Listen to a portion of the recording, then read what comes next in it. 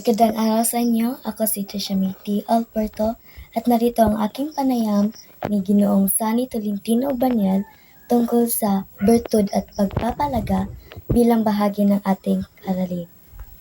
Ang unang tanong, maaari po ba ninyong ipakilala ang inyong sarili at ano po ang inyong pinagkakaabalahan ngayon? Magandang araw pala sa lahat. Ako po ay si Mr. Sunny Tolentino Banyel. Nakatira ngayon sa Palanas Ronda, Cebu. At nandito ako ngayon sa Kabuang Dumanog, Cebu sa aming bahay kasi kinakapanayam ako ni pamangkin ko. Ako ay isang retiradong guro at abalang-abala ako ngayon sa ibang mga sidelines at sa mga gawain sa simbahan. Sige. Pangalawang tanong, sa inyong pananaw, ano po ang ibig sabihin ng bertud at pagpapahalaga? Ang bertud ay yung taglay ng isang tao na pinaka-importante na gawin niya.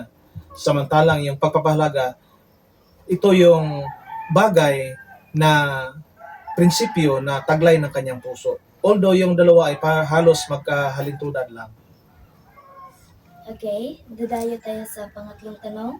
Alin po sa mga pagpapahalaga ang pinakamalapit sa inyong puso at bakit? Ang pinakamahalaga sa akin na malapit sa aking puso ay ang edukasyon.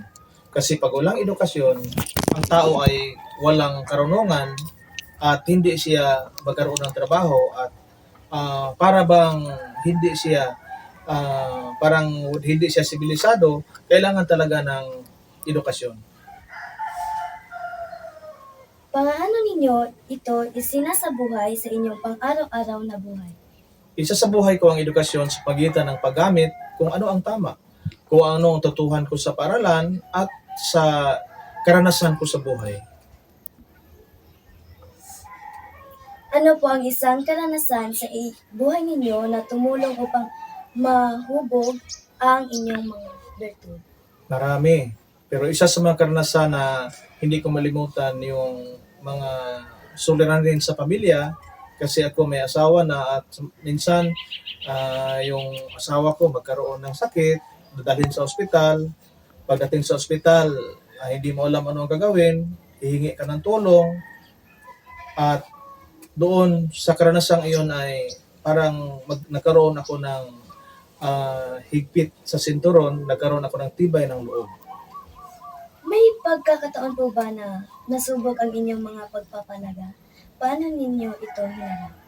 Meron din.